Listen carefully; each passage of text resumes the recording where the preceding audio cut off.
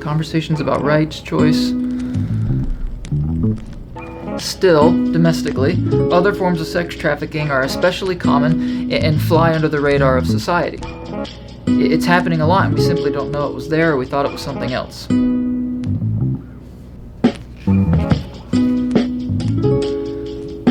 Test 1, 2. These things are eye-opening, empowering experiences. Yeah?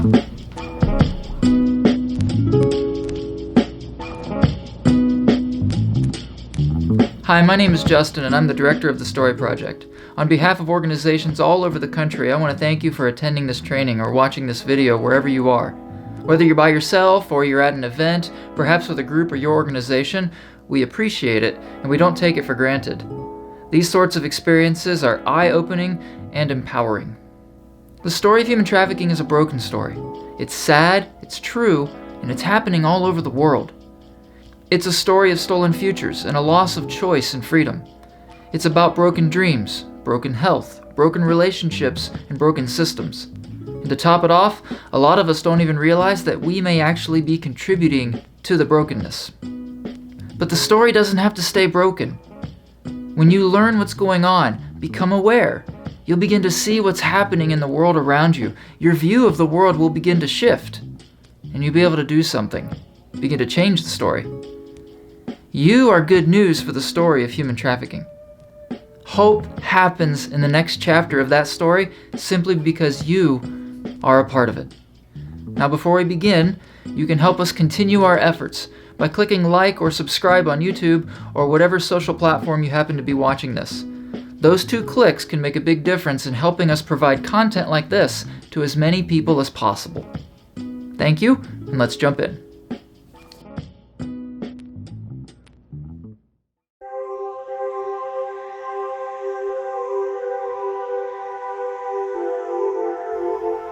Human trafficking is modern-day slavery and involves the use of force, fraud, or coercion to obtain some kind of labor or commercial sex act.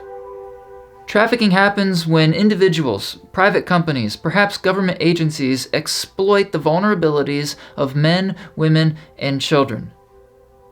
Some examples include a military or state agency that forces prisoners or soldiers into extensive labor for its own economic growth. It's a private company in India that forces children to work in a quarry to satisfy their parents' debts. It's a private company in the US that exploits migrant workers, forcing them into agriculture or construction without the right safety gear or reasonable pay. It's a massage parlor around the corner staffed by women to perform sex acts for money. It's a local pimp who recruits a runaway teenage girl so that she can be prostituted on the streets, sold for sex online, or filmed in pornography. Clearly, what we're going to be talking about is a very difficult topic, and it may trigger memories or feelings from your own story. We're going to be discussing some uncomfortable and dangerous topics. If at any point you begin to feel uncomfortable, please have permission, give yourself the freedom to take a break, to stand up, to pause the video, to leave altogether, if your safety, your well-being becomes at risk.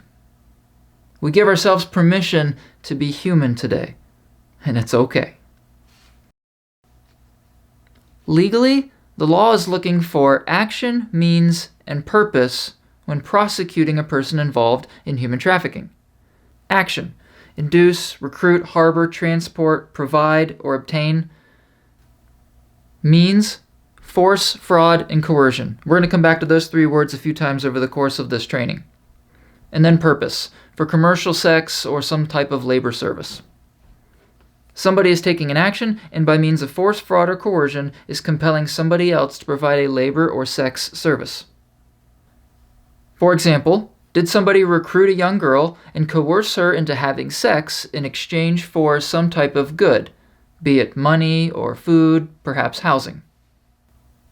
Modern-day slavery is not a legal concept, but it's a term that we can use to talk about the kind of exploitation where a person can't refuse or leave due to violence or threats, coercion, deception, or abuse.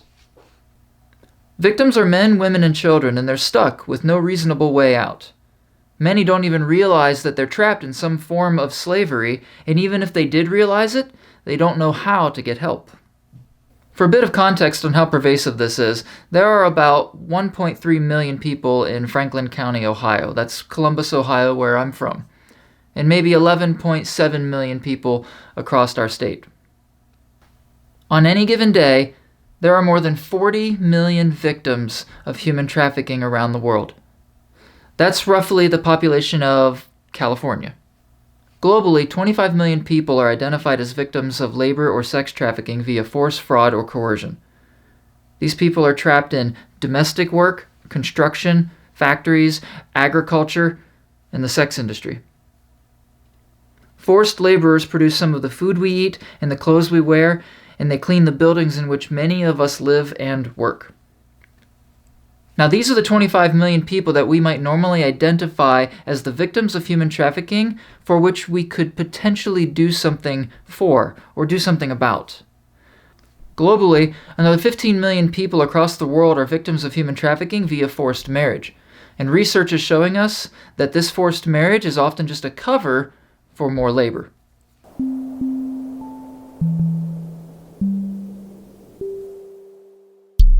Let me throw a few more numbers at you. 71% of victims of human trafficking across the world are women and girls. This has a lot to do with the unequal status of women in many regions of the world. 99% of victims forced into commercial sex are women and girls. Nearly 3 out of 5 victims in all other forms of forced labor are women. 1 in 4 victims of modern-day slavery are children, with children furthermore comprising 21% of all victims of commercial sex. 16 million people are trafficked via the private sector, private business, with 50% of those victims trapped in what we call a debt bondage. All of these numbers add up to a $150 billion criminal enterprise worldwide.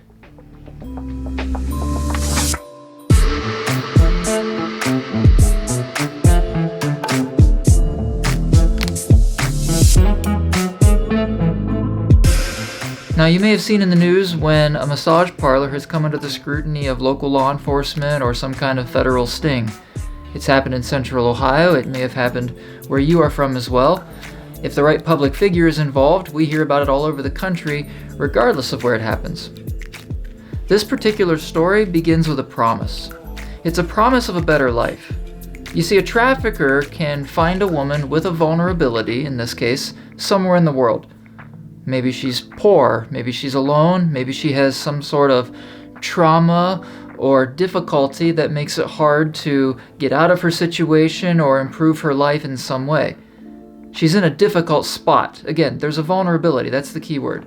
And a trafficker will exploit that vulnerability. A trafficker can target her and promise her a better life, perhaps in the United States. You can become a cook, you can become a therapist, a massage therapist. You can fulfill your dreams. The problem is, and here's the catch, it's going to cost something. A lot of money in particular. Let's say $30,000. $30,000 that the vulnerable woman certainly doesn't have. She has a couple of choices. She could borrow the $30,000 from the trafficker and find a legal means, a legal way of getting into the country or wherever she needs to go. Or perhaps she can use the money to have the trafficker find a way to smuggle her across the border and into another country. Upon arrival, things start to come unraveled. The trafficker will hold her debt over her head, forcing her to perform commercial sex acts as a part of her job. The trafficker will hold her identifications, her debt, and even abuse and shame over her head as a way to keep her in bondage. Through force, fraud, and coercion, she is trapped. Even if she would pay off the original massive debt, there is no way the trafficker would let her walk free. The trafficker has been charging her something absurd, like 400% interest on the debt, food or rent, some sort of financial burden from which she will never be able to get out from underneath. This is what we mean by a debt bondage. As a foreign national, that is someone who's not native to the country that they're in, she may not know how to get help. She may not know where to go. She may not speak the language. And in some cases, where she comes from, maybe a person in uniform is somebody to be feared and not somebody that you go to for help. Massage parlors that traffic victims like this are the second most common type of trafficking reported to the National Human Trafficking Hotline. It's estimated that there are as many illicit massage businesses in the U.S. as there are company-owned Starbucks, somewhere north of 9,000.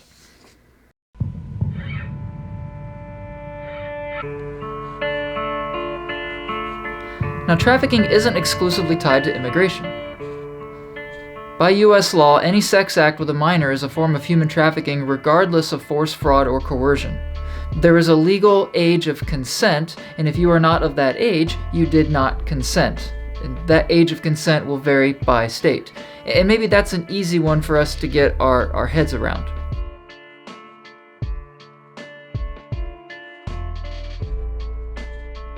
Still, other forms of domestic sex trafficking are common, and they fly under the radar. We didn't know they existed, or we chose not to pay attention. Examples that are not quite as obvious are tied up in the multifaceted commercial sex industry. So we're talking about commercial services like stripping and escort services, or prostitution, or pornography. To change the story of human trafficking, we have to understand the real story of the women working in the commercial sex industry, often without real choice. Sarah, not her real name, ran away from home a couple times growing up. She came from a home where her parents didn't care about her, they drank too much, and left her feeling forgotten. After one particular blow-up with her mom, she goes on a walk, and a 30-year-old man approaches her, wondering why she looks and acts so sad. He wants to cheer her up, so he invites her out to get her nails done, do something nice for her, and she willingly, gladly, accepts the positive attention, something she's not normally used to. This would go on for a month or two. He would come by and take her out, buy her nice things, go on dates. Again, positive attention, something she wasn't otherwise getting. Eventually, they refer to each other as boyfriend and girlfriend, and eventually he asks her to move in, and she does. Within a month, he makes the claim that we can't make rent, but I have a creative idea. He gets her to go on dates with older men and engage in commercial sex acts to help cover the rent. Now, at first, she's incredibly uneasy about the idea. Of course she is. But she has such a strong desire to appreciate her boyfriend and never go back home that she obliges. And it's not until she's walking the street and is raped by a would-be sex buyer that the light bulb goes off, and she calls the police and gets help. And eventually the Polaris Project intervenes, helps her get away from her boyfriend, and find a job. You can read her story and stories like hers at polarisproject.org. The story of a runaway child who gets caught in sex trafficking is common. Sarah was groomed. Grooming is a process by which a trafficker will earn your trust, submission, and dependence. Concerning youth victims in cities like LA, Philly, Phoenix, and DC, anywhere from 59 to 98% of child sex trafficking victims have been involved in the foster care or child welfare system.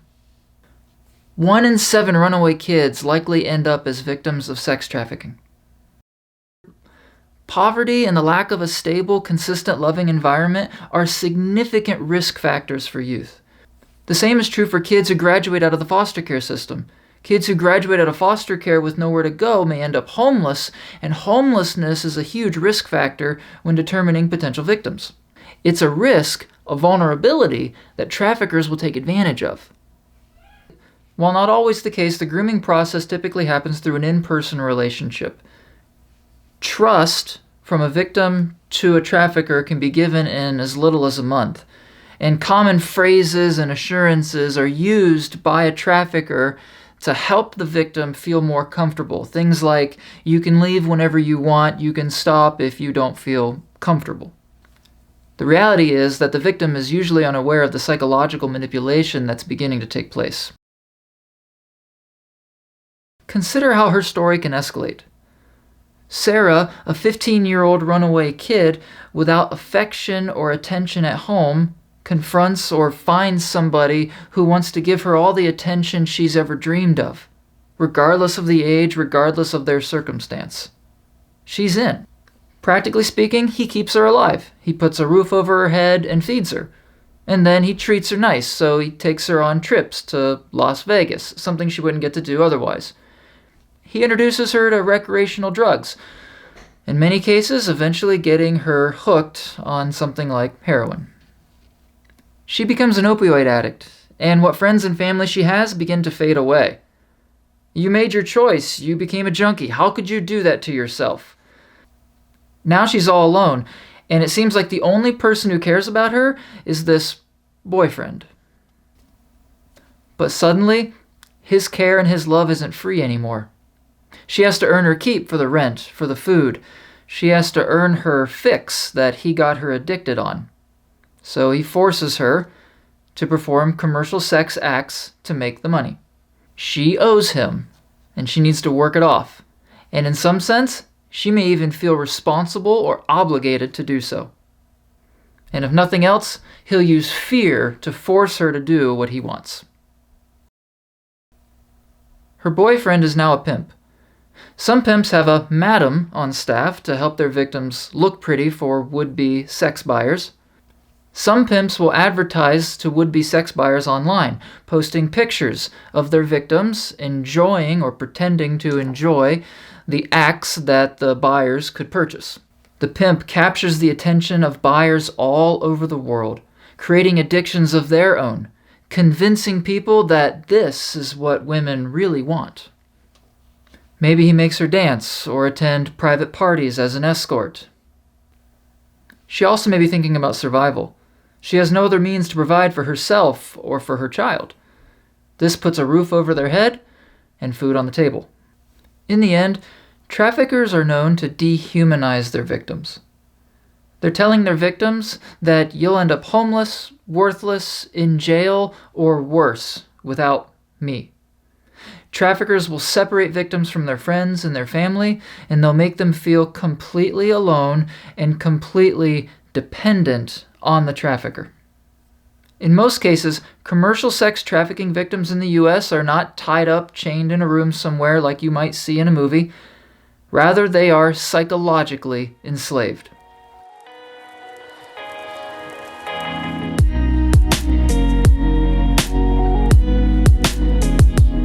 Now, Sarah's story and those like hers cross over into a greater context of the commercial sex industry, areas like stripping and escort services, pornography, and massage parlors. We want to acknowledge a few things before going forward. What we don't know is how many women working in the commercial sex industry are actually victims of human trafficking, provable by the law. We also recognize that there is a population of women working in the commercial sex industry by way of real choice. For that matter, prostitution is legal in some parts of the world, and pornography is legal, at least in the Western world. Conversations about rights, choice, health, and law regarding participation in the industry all seem to come back to the idea or the concept of genuine consent. The question about what real consent looks like is being asked. And understandably, a lot of people fall all over the map with an answer to that question. Our purpose is not to debate rights, choice, and law. We are abolitionists. That is, we stand against slavery in all of its forms, no matter where it happens, regardless of whether or not it's legal. So while what we don't know is an exact number of women participating in the commercial sex industry provable by the law, what we do know is there is a strong correlation between the commercial sex industry and human trafficking. When the Department of Justice first started reporting trafficking and the government's response, they found that as many as 70% of female victims were trafficked in the commercial sex industry alone. And we learned a few other things from that and similar research. For instance, as many as 89% of women in commercial sex, including but not necessarily only street-level prostitution, said that they wanted to escape or find something else, but felt like they had no better option or choice for survival. Victims of sex trafficking are frequently recruited to work in strip clubs as hostesses, servers, or dancers, but are often required to provide commercial sex to customers. Many women, as many as half, trafficked in prostitution are also filmed in pornography, and about half are harmed by men who force them to do things that they saw in porn. We know that traffickers use porn as a gateway to other areas of commercial sex, but pornography has been used to desensitize trafficked youth sex workers, conditioning them for the acts that they could perform as advertised to a buyer. The research tells us that a child who grows up in a home where pornography is actively viewed is far more likely to become a victim of trafficking themselves.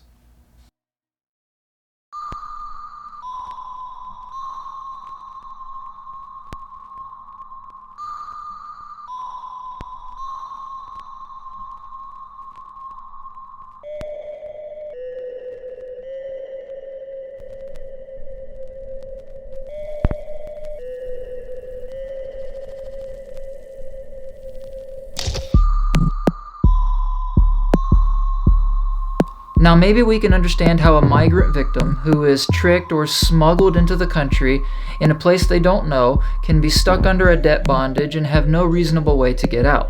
Maybe that makes some sense.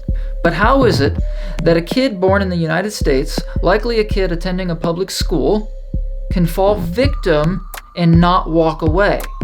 How is it that this person can't just decide for themselves, I'm in a bad situation, I should leave? The short answer, in part, is brain chemistry. Now, full disclosure, I'm not a psychotherapist, psychologist, or neuroscientist, but people like me study those kinds of experts in order to help understand what happens to human trafficking victims. Here are some of the things we've learned. Dr. Bruce Perry and other experts have provided a map, or different states of the brain. These states are responsible for different kinds of behaviors within people.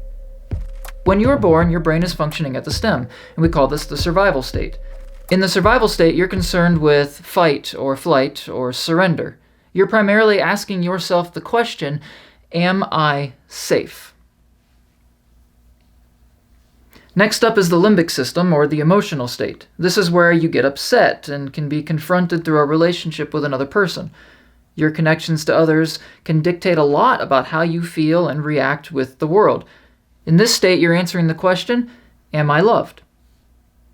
Then last, we have the prefrontal lobes in the executive state of the brain. This is the highest level of brain function where reasoning and rationale and wisdom happens. Here's where you can process what's happening to you, have a chance to manage some emotions, regulate, problem solve, and learn. Unlike the automatic reactions of survival mode, this is where you process before responding.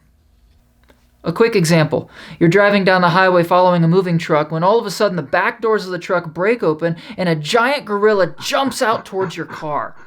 Your brain reduces its focus on reasoning and emotion and pours all of its energy into yelling and swerving to get out of the way.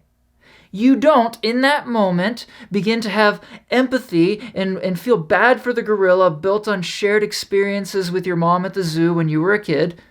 You don't even for the time process, I wonder why a gorilla was in there in the first place, or how did the gorilla open the doors?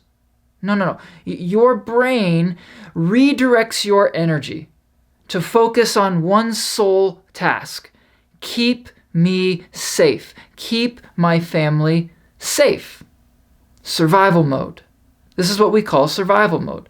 And this is the state that victims of human trafficking can often live in 24 hours a day, 7 days a week.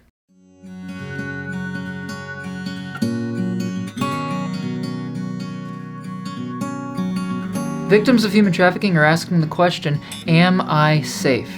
What do I need to do to survive? What do I need to do for my family to survive? A different Sarah from Texas is picked up by a police officer posing as an undercover buyer. The officer tells her that he's just trying to keep her safe. She's not even 17 years old yet, and she's been in and out of juvenile detention before. One time, law enforcement found Sarah in a motel room with her pimp, Chris, and Sarah would never admit that Chris was doing anything wrong. But later in interviews, she would reflect on how Chris would rape her if she wouldn't willingly have sex with him, how he would force her to meet with clients 5 to 10 times a day in a motel room, or how he would take her clothes and strip her naked if she ever threatened to leave. Eventually, law enforcement catches up to Chris and gets him to confess, saving Sarah the trauma of talking about him in court. Sarah is placed in a safe home with people who provide trauma-informed care. These are the kind of people who understand that Sarah thought she was making her own wise, intentional, rational decisions to stay with Chris, of her own free will. These are people who realize that Sarah had trauma bonded to Chris in a manner similar to Stockholm Syndrome. Sarah lives in survival mode. She convinces herself that Chris is how she survives. From a young age, while her brain is still developing, she is cementing her understanding of relationships and the world. She is experiencing trauma that few of us will ever know, and she is laying the foundation of a life with PTSD. She wakes up every day and has gotten used to one priority. This is how I survive. When survival mode is the primary or only mode of thinking, the reasoning and emotional, the executive state of the brain, shuts down. The world looks very differently. There is no point when someone like Sarah can step back and begin to reason with herself. There is no reasoning. She may not even realize how wrong her situation is. She may not even realize that she's being trafficked. Now, as if mental health concerns are not enough, a survivor's life is also complicated by drug use. Our friends at an organization called She Has a Name like to teach that trafficking problems and drug problems tend to go hand in hand. It seems that every woman who comes through the court system in Central Ohio on a solicitation charge also has a drug addiction. Opioids are used by pimps to recruit and keep victims trapped. Drugs establish a victim's dependency on a pimp as a supplier. Criminal records for drug use perpetuate unemployment and poverty, increasing the likelihood of relapse or victimization in sex trafficking. Even if a trafficked woman is not locked in a hotel room or held at gunpoint, she is still trapped by psychological manipulation and chemical dependency. She's unable to leave, a victim of slavery by ways not easy to see from the outside looking in. Even if a trafficked woman is not locked in a hotel room or held at gunpoint, she is still trapped by psychological manipulation and chemical dependency. She's unable to leave, a victim of slavery by ways not easy to see from the outside looking in.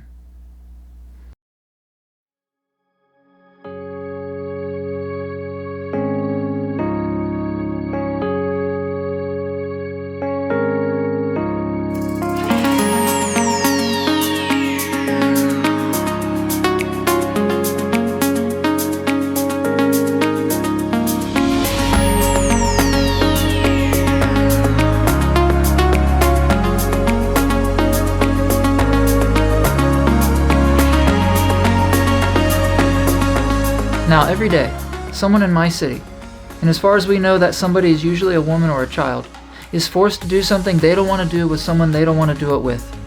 All over the world, traffickers are abusing victims, taking advantage of vulnerabilities, forcing people into labor and commercial sex acts.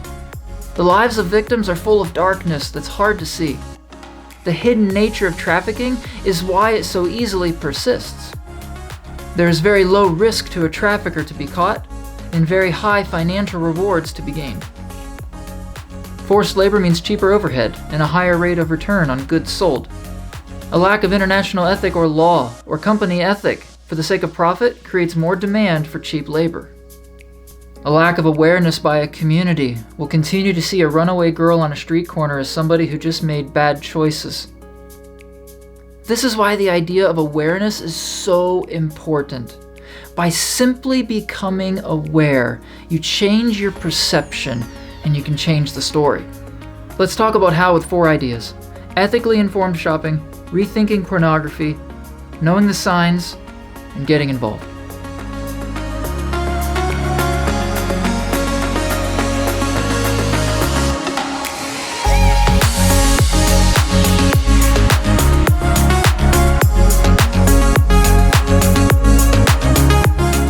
Now, it's unlikely that anybody watching this could look around their room right now and see a room full of goods that haven't been touched by slavery.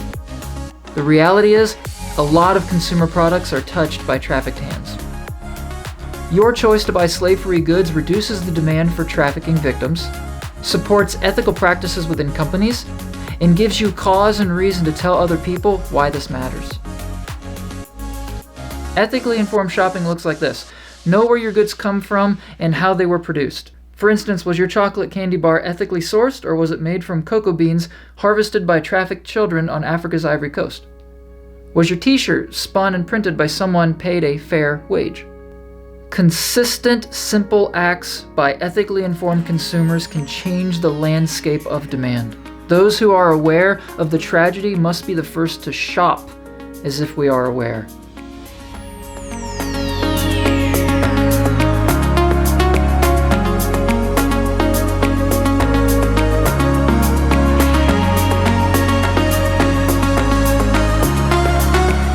Another way we change the story of human trafficking is recognizing that there's a strong connection between pornography and human trafficking. On that connection alone, we encourage everybody that now is probably the time to simply walk away from pornography altogether. Pornography can hijack what the brain perceives as pleasure and need, leading to abuse. Alcoholics Anonymous has recognized for a long time that relationships and accountability are vital components to breaking addictions. Whatever form of porn addiction recovery you choose, don't take that journey alone. Come along beside others who have been there before you and let them help you through it.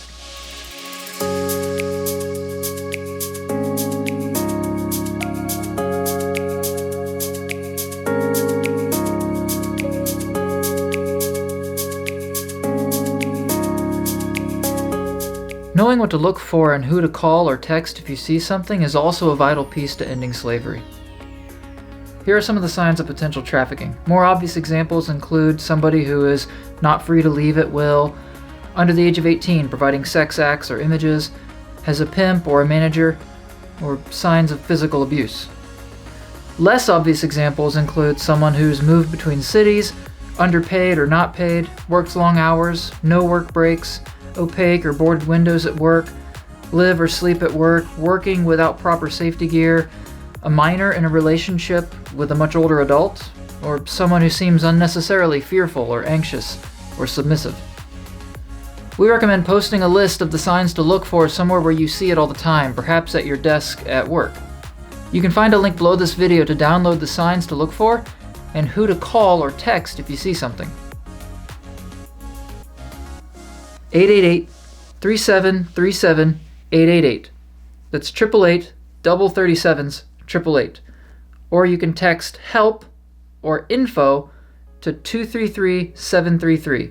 That's HELP or INFO to 233-733. These tips add up and can show patterns that law enforcement will use when finding victims of trafficking. Seeing something and saying something is incredibly important. It's often what we get asked the most when we do training.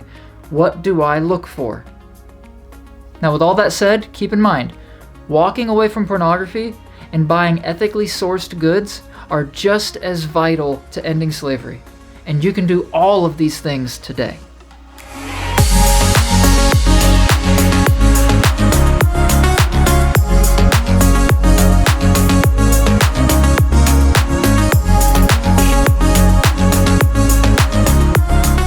The last piece I'll give you to change the story of human trafficking is to get involved.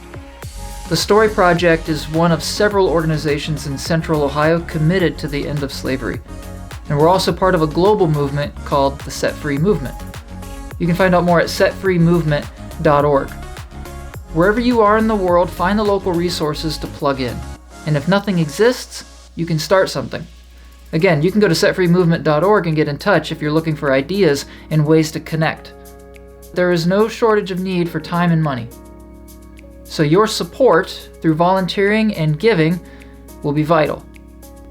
For the Story Project, financial contributions and partnerships with organizations promote training and awareness wherever we go.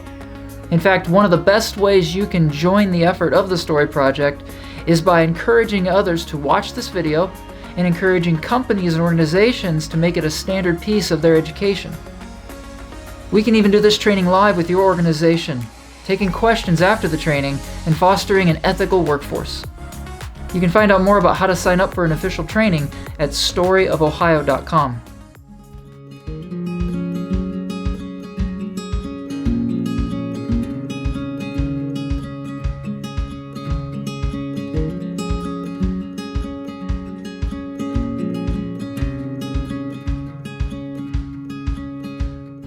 The more awareness we can create, the more the story can change.